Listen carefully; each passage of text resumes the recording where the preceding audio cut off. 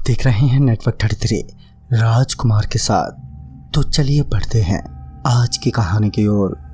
आज की कहानी हमारे साथ इंस्टाग्राम पर शेयर की है सौरभ जी ने। सौरभ जी बताते हैं कि ये तब की बात है जब हमारा सारा परिवार मामा जी की शादी में शामिल होने के लिए मेरठ जाने वाले थे।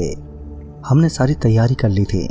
चूँकि हमारी ट्रेन सुबह 5 बजे की थी तो हम सब तड़के ही उठकर तैयार हो गए थे। और जैसे ही वक्त हुआ तो पिताजी ने मुझे आवाज़ देते हुए कहा, अरे सौरभ, गांव के मोड़ पर से ऑटो लिया स्टेशन जाने के लिए, और हाँ संभल कर जाना।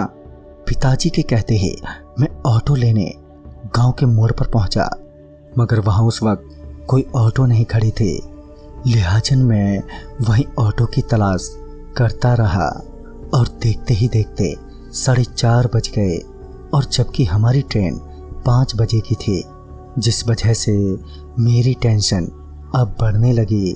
तभी पिताजी का कॉल आ गया और जैसे ही मैंने आंसर किया तो पापा भड़कते हुए बोले, अबे तेरे को ऑटो लाने भेजा था, ऑटो बनाने नहीं। तो इस पर मैंने कहा, क्या करूं पापा, आज कोई ऑटो ही नहीं खड़ी हुई है रोड पर, और ना ही आ जा रही है। पता नहीं सारे ऑटो वाले कहाँ गायब हो गए। इस पर पिताजी बोले, कोई नहीं, तुम घर पहुंचो, मैं कुछ करता हूँ। पापा ने इतना कहा ही था कि एक ऑटो वाला मुझे नज़र आ गया और मैंने तुरंत ही ऑटो वाले से स्टेशन जाने की बात की। बात होते ही मैंने पापा से कह दिया, जल्दी आओ, ऑटो मिल गया है।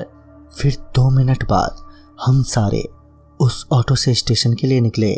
और जैसे ही हम स्टेशन पर पहुंचे कि हमारी ट्रेन भी आ गई थी और हम सारे प्लेटफार्म 3 से ट्रेन में चढ़े। ट्रेन में चढ़ते ही हम अपने कोच में दाखिल हुए। अभी हम सारे अपने बर्थ पर बैठे ही थे कि मेरी नज़र सामने वाली सीट पर बैठे एक आदमी पर पड़ी जो हमें देखकर घूरे जा रहा था। पहले तो हमने उसे इग्नोर ही किया, मगर वो तो हमें घूरता ही जा रहा था, जिस वजह से पिताजी ने कहा, क्यों भाई साहब, ऐसे क्यों घूरे जा रहे हो। पापा ने इतना कहा ही था कि वो आदमी अपना सिर खिड़की पर मारने लगा। वो अपना सिर खिड़की पर इतनी ज़ोर ज़ोर से मार रहा था कि देखते ही देखते उसके सिर से खून निकलने लगा। और कुछ ही देर में वहाँ पर भीड़ सी लग गई। पुलिस वाले भी एकदम से आ गए और उस पागल आदमी को उस बोगी से ले गए। बाद में सुनने में आया कि उसकी मौत हो गई है। पता नहीं क्यों अब हमें उस बोगी में कुछ अच्छा नहीं लग रहा था, जिस वजह से पापा ने टीटी से बात करके बोगी बदलवा ली। देर रात जब हम सो रहे थे तब मेरी नज़र उसी आदमी पर पड़ी जो ट्रेन के बाहर पटरियों पर खड़ा मुझे देखकर हंसे जा रहा था। डरने वाली बात तो ये थी कि उसका चेहरा लहूलुहान और उसकी गर्दन एक तरफ को लटकी हुई थी।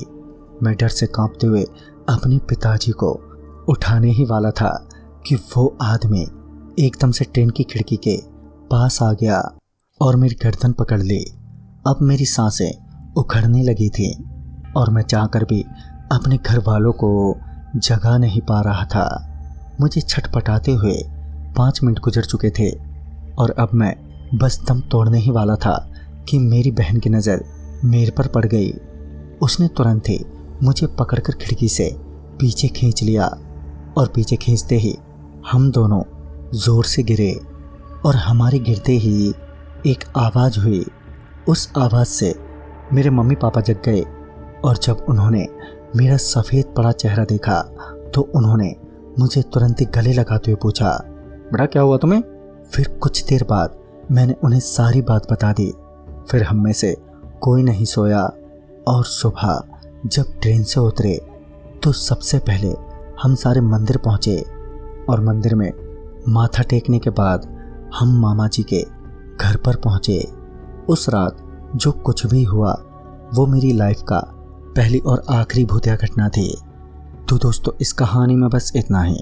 तब तक के लिए बाय एंड टेक केयर।